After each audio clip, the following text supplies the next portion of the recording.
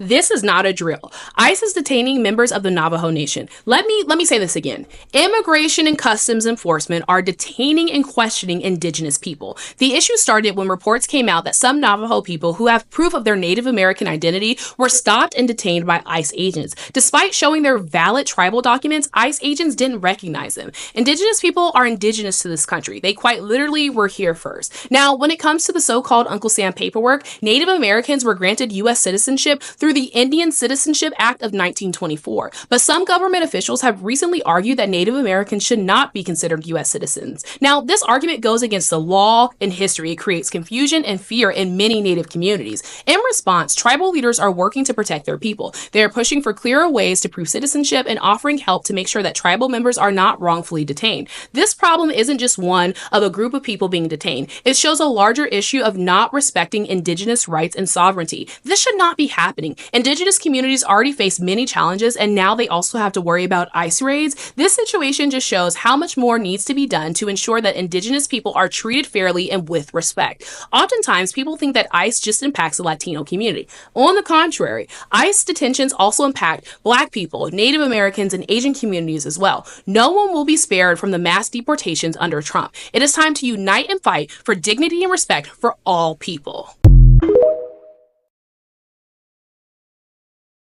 The largest indigenous tribe in the U.S. says it's received concerning reports from its own people about immigration enforcement. The statement released Friday from the Navajo Nation president reads, quote, "My office has received multiple reports from Navajo citizens that they have had negative and sometimes traumatizing experiences with federal agents targeting undocumented immigrants in the Southwest."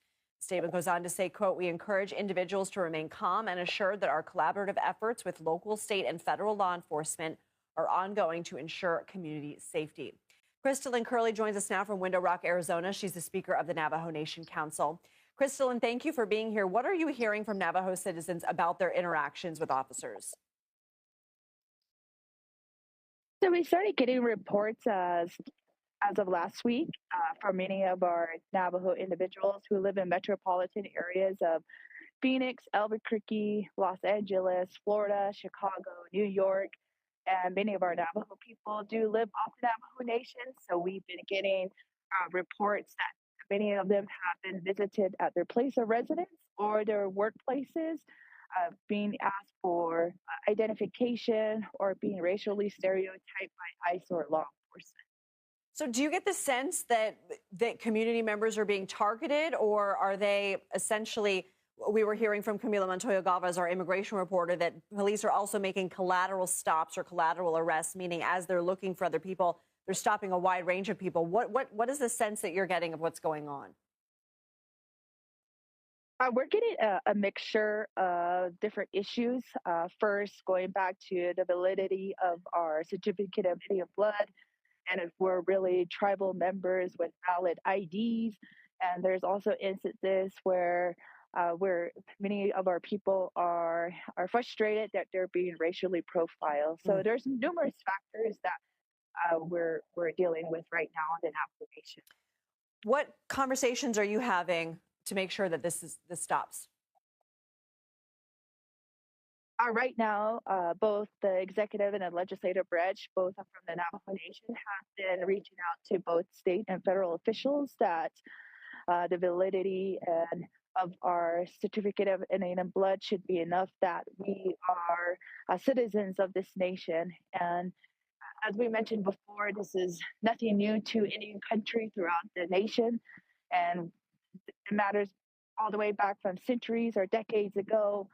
You know, this is an issue that we always have to keep addressing over and over again. But we're trying to state to to our federal partners that we do have a unique relationship with the U.S. government. We are a sovereign nation, and that our rights should be recognized. What advice do you have for community members if something like this happens to them? What should they do? My message to many of our urban Navajos that live off the Navajo Nation, we're trying to provide resources and services to get their tribal identification or their certificate of Indian blood. I know many of the services that we provide are not readily available in metropolitan areas. However, we're trying to create a command structure here on the Navajo Nation to try to deter a lot of these detainments or if they're even being questioned. So we're asking our Navajo people to reach out to the Navajo Nation if they do have any issues at their workplaces or their residence. Anything else you think we should know? No, that we do have the right to be here as Native nations. We're the Aboriginal people of these lands since time immemorial, and it's just very unfortunate that we are being stereotyped or being targeted just due to the nature of our skin color and being able to say that we do have rights to this nation and that Navajo people have every right to question the federal government that each of our rights and our identification is respectfully recognized. Crystal and Curly, thank you so much for joining us. Thank you.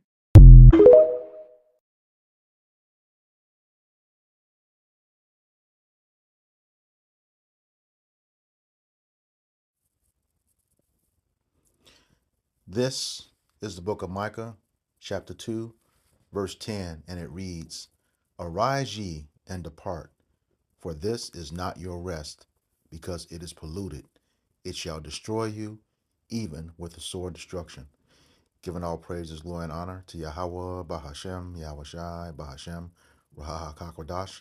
Double honors to the apostles and elders of Great Millstone who rule well and teaching us this 100% truth. Salutations to them and my fellow Akim who labor in this truth week in and week out on the highways and byways. Also, salutations to the hopeful elect of the scattered 12 tribes of Israel, scattered to the four corners of the earth, that be like unto the speckled bird, also known as your Israelite foreigners, and your so-called Negroes, Latinos, and Native Americans. To you, I say Shalom. This is your brother Ayashar Barazal coming back at you with another lesson that is edifying to the elect body of the nation of Israel. And what you just saw was two video clips and a screenshot of an article that I'm going to put in the description box that supports the natives being harassed by ICE or being questioned and detained by ICE. Okay, but just let it be known, that that they're showing you right now that it's starting with the northern kingdom of Israel. This is also going to come to the southern kingdom of Israel. All right, because the thing is, this is that time. We're in that at beginning of Jacob's trouble. They started coming out hard. With the whole DEI thing. That's really going to affect them first and foremost because we know the biggest recipients of that is the so-called white woman, Edomite woman, who is of the nation of the wicked. Okay, and Jake is on the bottom of the totem pole. All these programs, you know, uh, Jake, fought for them, but they benefited everybody else. That's what's starting to be seen right now. All right, but more importantly, you had a lot of the Northern Kingdom that went out and voted for this Trump guy, and now look at what he's doing. All right, and we told you all during all the way up until the election, the original meaning of that word vote. It means to make a vow to a god. Okay, when you go into the etymology of it, you can look that up yourself and Etymon online. I did a video on it. All right, it means a vow to a god. So whether it was Kamala Harris or Donald Trump, you made a vow to a god who has really, neither one of them really had no interest in your well-being. They're going to serve their handlers. Okay, the ones that have them under control, which, at the top of that chain we know is the Amalekites. Okay, the so-called Uish people today. Okay, the small hatters, the 1948ers. All right, but yeah, this is gonna spread, and like I started out with this scripture. You keep looking for peace in this land. We are here for a punishment. Okay, we are here for our punishment for being disobedient to Yahweh Bashem Yahushai. Okay, we will never find rest in this place. The only place we were told we were going to have rest is in our land. the land that was promised to Abraham, Isaac, and Jacob. Okay, and that is the land from the great river of Egypt, which is the Nile, all the way over to the Euphrates. You know, you get that account in Genesis 15. All right, this place is not our rest, and it has polluted us. You know, um, I know Elder Malcolm was doing a video on legalese, and that's legalese. What they call legal here in the United States. When you go back to the meaning of that word, it's everything that's against the Bible. All right, and that's how we get polluted. And that's how we are destroyed. All right. So again, this place is not our rest. But Jake, continue to believe in this system. And now the rubber is meeting the road. All right. Well, we told you, you can never trust your enemy, according to Sirach 12 and 10. Jeremiah 17 and 5 says, well, let me just grab it. Jeremiah 17 and 5.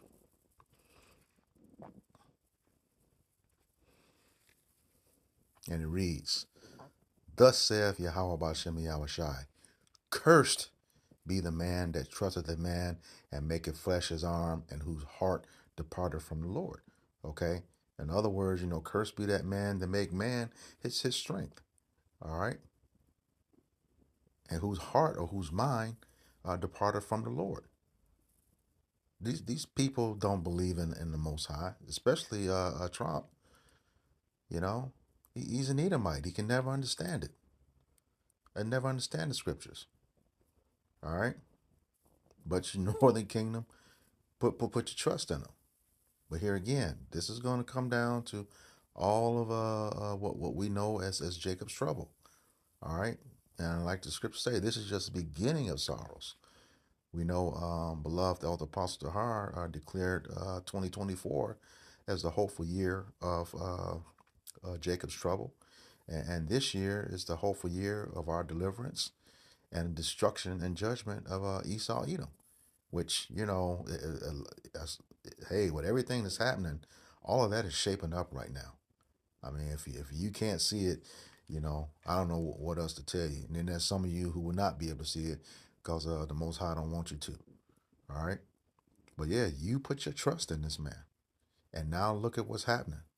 You got to remember, you won't find a scripture that says we will be at rest in any other place except home. All right? But you all believe it in this system. All right? This is the book of Psalms, chapter 94, beginning at verse 20. And it reads, Shall the throne of iniquity have fellowship with thee, which frameth mischief by law? Okay, and who's the throne of iniquity? Esau Edom. That throne is means rulership. All right. We're made the righteous. He's made the wicked. There's no way he can have fellowship with us. Lest it be for his own good and our demise. Okay, which frameth mischief by law. And that's what he's done, with this whole ICE thing. That's to go after Jake. All right. That's to go after Jake. And the thing is, they know who we are as a people. They know who we are. They know we're the biblical Israelites. But they're playing with that lie with the people that's in the land right now. Okay. You have to ask the question, where are they going to deport us to? Can't send us back to the homeland, or else that would destroy the lie that's been going on since 1948, if not before that. Okay? That would obliterate that lie. So what has to happen? Either, prison camps, FEMA camps, or great slaughter. That's what it's going to come down to, especially for Jake. It says, verse 21, They gather themselves together against the soul of the righteous and condemn the innocent blood. And that's what's going on right now. Especially with the natives. They were here before anybody. You know, Christopher Columbus himself is in his records that he used the book of Second Ezra to find them. Second Ezra 13, beginning around verse 39 to like 40, 46, 47. Okay, the land Ashereth. This is where the 10 tribes were. And your 10 tribes is primarily comprised of your so-called Native Americans and Latinos. Okay, that was 1492. They came over here, the colonizers, the rejects of Britain. You know, they came over here after, the Northern Kingdom was already here. Okay, so for them to question them now about their legitimacy, that's kind of foul. you know, what kind of shit is that? You know, you gonna come over here, rape, rob, murder, and kill people for their land, and then tell them they don't belong here. Question their legitimacy. You know, how you gonna do that? And I'm gonna get into the history of that. It says, verse 22. But Yahweh Bashem Yahushai is my defense, and my power is the rock of my refuge. Okay, that's where it is. Yasharallah. That's the Paleo Hebrew way of saying Israel. We have to depend on Yahweh Bashem Yahushai. Okay, because we know that the wicked Esau Edom is the sword of the Lord, according to Psalm 17 and 13. Okay, we're not going to beat this guy carnally or this system carnally. We have to come back to Yahweh Bashem Yahushai. Have that faith. If he's giving it to you, because faith is a gift. Okay, do your best to keep the law, statutes, and commandments. Do your due diligence to make the calling of your election sure. If you're one of those people, he selects you to be one of those people. All right. Verse 23. And he shall bring upon them their own iniquity, and shall cut them off in their own wickedness. Yea, Yahweh our power shall cut them off. And that's what's going to happen. Just like the scriptures say, when they just about when they fill their belly, the Lord is going to rain down his wrath on them. Okay, according to the book of Job. All right, he's going to rain down that wrath because they are coming. And this stuff is moving fast. He just got inaugurated on the 20th, and look what has happened in these last 8 days. Okay. Well, this is the 9th day, and that stuff is still going on. My notifications with his name in them about executive orders and what he's doing. They're moving fast against you, Jake. It's you. We're the problem. That's what that lady said, Judith Varney Shore. The number one problem for Israel is the so-called black youth of America. Okay. And that black youth, which, is really pretty much the head tribe, Judah. Okay. Because they know we're going to lead that destruction among them. When the Lord lifts up that standard, we have those new bodies, be in our angelic form. He comes back after he comes back and saves us.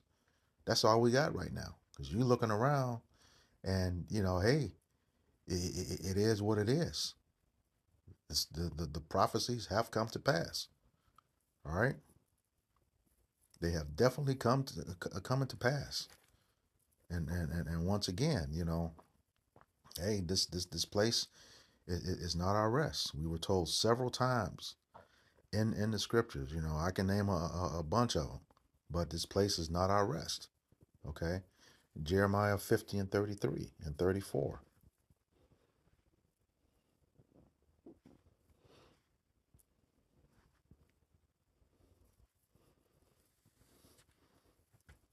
It says, "Thus saith Yahweh Bashem Yahushai of hosts, the children of Israel, that's the northern kingdom, and the children of Judah, the southern kingdom, were oppressed together, And all that took them captives held them fast, and they refused to let them go. All right. So most of us that's going to come under that persecution, we're not going to be let go. There's going to be a great slaughter. The scriptures tell us that. A great slaughter of the nation of Israel. Zechariah, as a matter of fact, 2/3 of the nation. You get that in the book of Zechariah, chapter 13, verses 8 and 9. Okay? And it says, verse 34, their Redeemer, who was Yahushua, his son, all right, is strong. The Lord of hosts is his name. He shall thoroughly plead their cause, that he may give rest to the land and disquiet the inhabitants of Babylon. Okay? We know that Israel is a people before a place, but we also know that's our home that's being defiled right now. Okay? And it's not at rest. Okay? So that's the only time that we would rest as a people in our land. All right? He says, and would disquiet the inhabitants of Babylon. Okay? Both kingdoms were not in the Babylonian captivity. That's how we know this is talking about America. The last time all 12 tribes were together in a full captivity was in ancient Egypt. Okay? Now you have some sprinkles of us of each one of the kingdoms and the other captivities, but for the most part, no, we totally separated after the Egyptian captivity. All right. So this is how you know that says that they are oppressed together. Your so-called Negroes, Latinos, and Native Americans, right here oppressed together in Babylon the Great, aka America. Okay. So now that they're going through, asking for papers and stuff, people are starting to ask, why is this not happening to them? You know, the natives were here on the land first, okay? And people are saying, well, the 14th Amendment, how can they, how does that not apply to them? You know, because, that's when everyone got citizenship according to the U.S., and how do you define that now with your birth certificates? So let's go look at those. Look at some dates on that. All right. It says, I looked it up. When did they start issuing birth certificates? It says the United States began collecting birth data at the national level in 1902, but states had been collecting birth data for decades before that. The first standardized birth certificate application form was developed in 1907. Okay, citizenship came in 1868.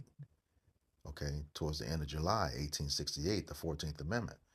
Okay, because you got to remember, if this is the case with birth certificates in 1907, you know, um, the people who quote unquote founded this country didn't have anything either, or most of them didn't. Okay, he says the first standardized birth certificate application form was developed in 1907, but states did not uniformly adopt a standardized version until the 1930s. That's not that long ago. My parents were born at that time. All right. That's not that long ago. All right.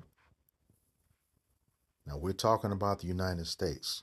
So you have in 1632, Virginia enacts registration law for birth, death, and marriages. Okay. That was a colony at the time. 1639, Massachusetts modifies Virginia's registration law. Okay. It was still a colony. Okay. And this is at the same time that the first marriage license was instituted. All right. 1770, Vermont forms registries for births, deaths, and marriages. Okay. Remember, the United States got its independence July 4th, 1776. Okay. So this is still not counted. All right. 1844, Massachusetts requires state level filing of vital records. Okay. This is still 24 years before the 14th Amendment. All right. 1902, the Census Bureau is established to develop a standard registration system. Okay. The Census Bureau, which we're not supposed to be participating in anyway. 1907, the federal government develops a standard birth certificate application form. All right. 1915, uh, the federal government mandates that states collect and report birth data. Okay. So this is where, 1902, 1900s is where the U.S. government starts to get involved. Okay. 1919, all U.S. states require the recording of birth certificates. Okay. So here again, what happened to all those people, so-called Edomites, on the land? Why is this not applying to them? I'm going to get to that. All right, 1930s, the states uniformly adopt the standardized birth certificate. All right, so um, I'll put a link to this in the description, but I just pretty much asked the question, when did they start issuing birth certificates in the United States? And this is what came up. But here again, why is this not applying to so-called white people? Okay, the Edomites, the wicked, according to Malachi 1 and 4. Well, it's been right in front of us the whole time. You know what document absolves them from having to deal, meeting the same fate, even though they came over and took the land after it was already inhabited? It's right in the preamble of the Constitution. All right, let me get that. All right. The preamble of the Constitution was written in the summer of 1787 in Philadelphia by a man, an Edomite, Gouverneur Morris. Okay, 1787. Okay, the preamble of the Constitution. And when I read this, this is why it is so important for us to, why GMS stresses going into the definitions and etymology of words, because this has been right in front of our face the whole time. You had to learn it, at least in my time in elementary school. Heck, I can still recite the preamble, but you have to go into the words to understand exactly what it's saying. And like I said, this was written in the summer of 1787 by Governor Morris in Philadelphia. And this is it. The preamble to the U.S. Constitution. It says, "We the people." Well, we know who it wasn't talking about. 1787, we were still slaves. Okay, and the 14th Amendment had not been ratified. Okay, so we know who this is talking about. It says, this is also explained in this preamble. It says, "We the people of the United States, in order to form a more perfect union, establish justice, ensure domestic tranquility, provide for the common defense, promote the general welfare, and secure the blessings of liberty to ourselves and our posterity, to ordain and establish the Constitution for the United States of America." So you're asking a question: how does this raid not apply to them when they were not on the land before the natives? That word right there, posterity. And we know that the earth was given into the hands of the wicked, who was a so-called white man, again, according to Malachi 1 and 4. And the earth was given into his hands, according to Job 9 and 24. All right? This word posterity right here. Let's get that definition. Posterity, it's a noun.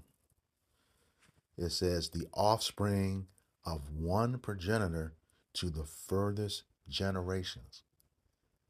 These were Edomites. We know it was Edomites who wrote the preamble. We know it was Edomites who formed the Constitution. It says the offspring of one progenitor to the furthest generation. Definition 2, all future generations. When you go back to that preamble, that's how they're covered. That's why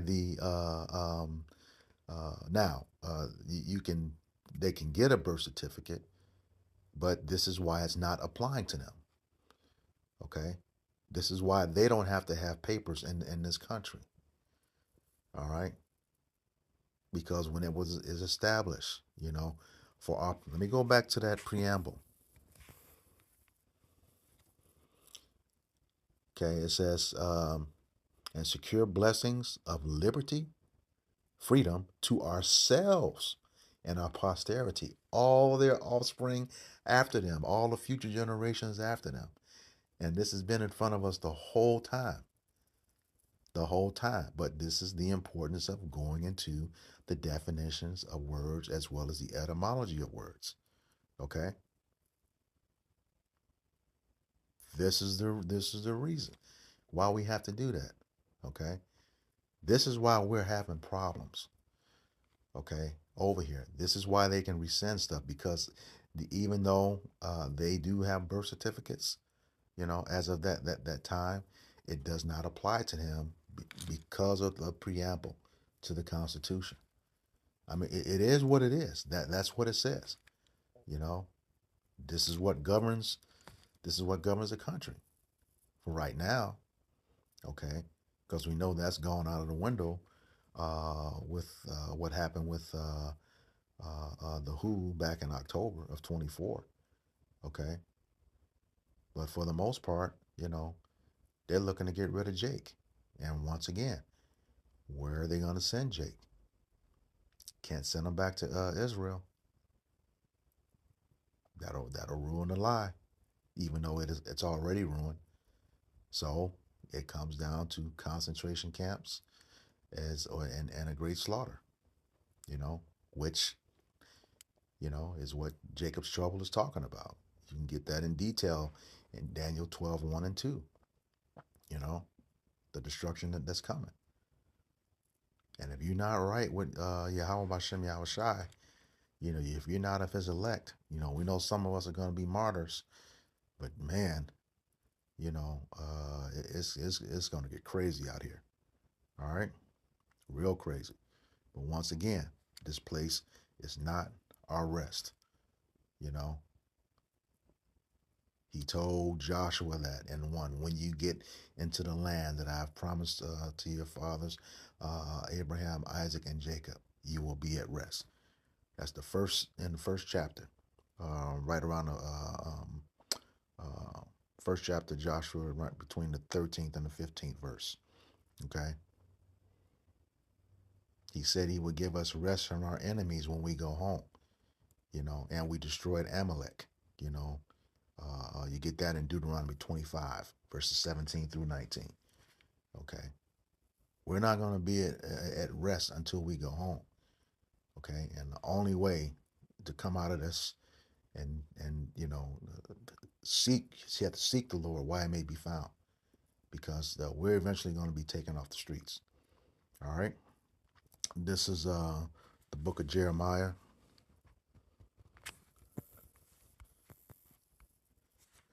chapter 32, and verse 37.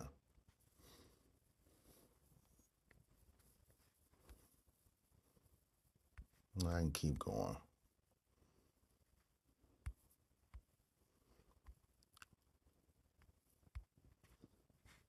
Okay, I'll start at 37.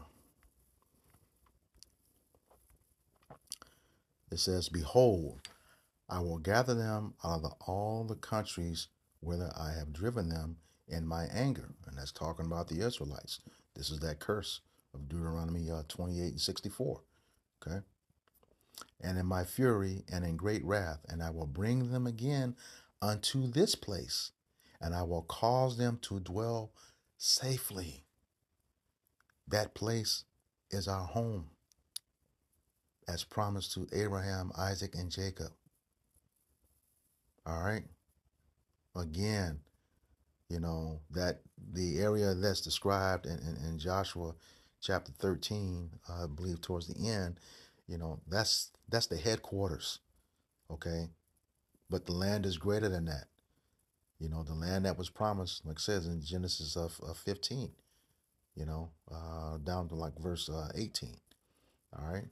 The great river of Egypt, that's the Nile River, all the way over to the Euphrates, okay, which is, to the outer borders of what's modern day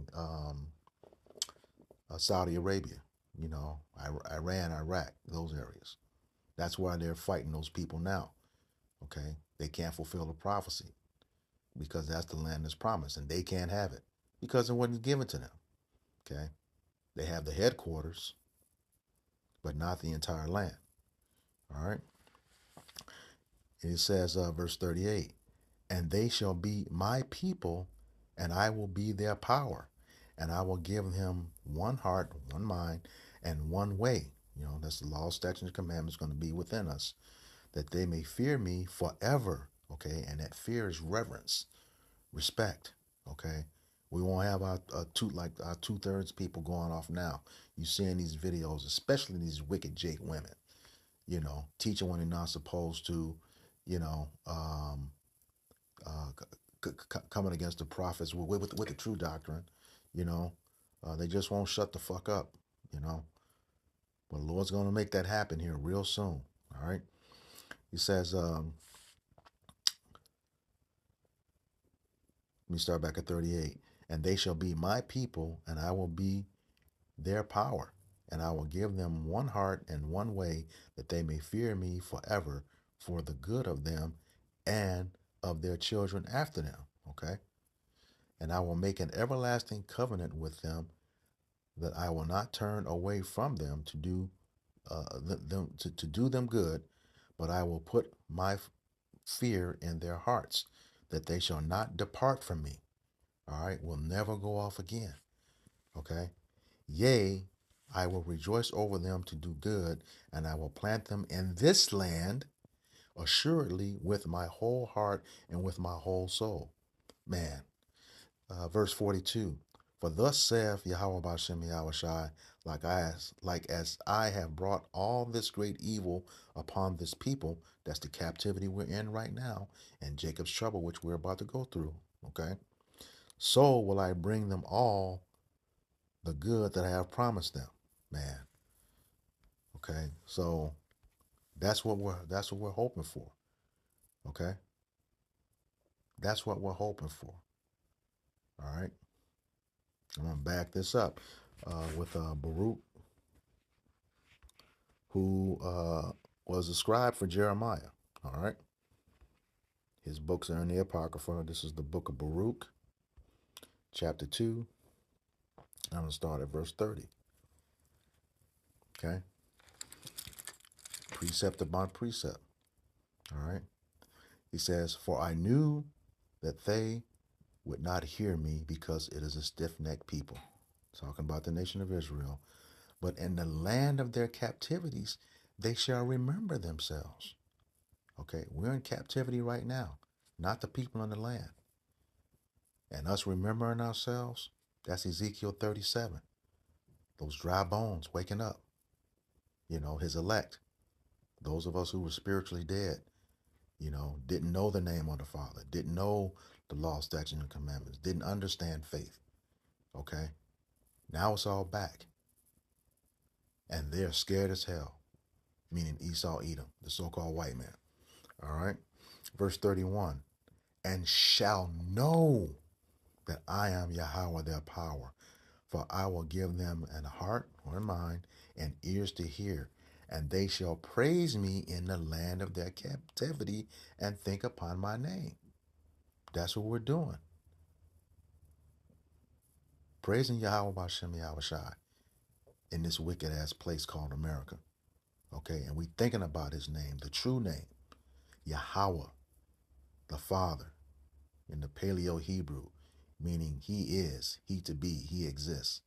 Bahasham, in the name, okay? Yahweh Shai, the Son. He saves, he delivers, okay? We think upon his name, verse 33, and return from their stiff neck and from their wicked deeds, for they shall remember the way of their fathers which sinned before the Lord. We're repenting, okay? We're remembering the ways of our fathers because we know we are our forefathers, okay? He said he will visit the iniquity of the fathers upon the third and fourth generation, all right? I just did a video yesterday, you know. Those sins have to be accounted for. All right. Now we remember the ways of how our fathers sinned and coming against it, you know, because we are hopefully of that number of the elect, wanting to do things right according to the scriptures, saying the right names of the Father and Son, doing our due diligence to make the calling of our election sure, having the faith, doing our very best to keep the law, statutes, and commandments. All right. Verse 34. And I will bring them again, okay, into the land which I promised with an oath unto their fathers, Abraham, Isaac, and Jacob. And they shall be lords of it, and I will increase them, and they shall not be diminished. Okay? We will never be brought low again. We're going to increase. And when you have increase, you're very comfortable. You know, you can rest. You don't have to worry about a thing. You're at peace. All right. Verse 35. And I will make an everlasting covenant with them to be their power, and they shall be my people, and I will no more drive my people of Israel out of the land that I have given them. And that land is going to be our rest. All right. So, hey, you see what's happening with this ICE stuff. And like I said, that's just the beginning. More stuff is going to happen. Like I said, this is the beginning of sorrows. So with that, I hope this lesson was edifying to the elect body of the nation of Israel. Once again, I'm going to give all praises, glory, and honor to Yahweh, Bahashem, Yahweh Shai, Bahashem, Rahak HaKodash. Double honors to the apostles and elders, a great millstone who rule well in teaching us this 100% truth. Salutations to them and our fellow Akim who labor in this truth week in and week out on the highways and byways. Also, salutations to the hopeful elect of the scattered 12 tribes of Israel, scattered to the four corners of the earth, that be likened to the speckled bird. To you, I say Shalom, Kwam Yasharallah, Abba Abba. Oh, wait a minute. Before I officially close, I had a scripture on that posterity regarding Esau, the wicked. This is Psalms 109 and 13, just to come against that preamble. Okay. And this is talking about the wicked. Psalms 109:13. Let his posterity be cut off, and in the generation following, let their name be blotted out. So your preamble thought you was going to have you going forever? No.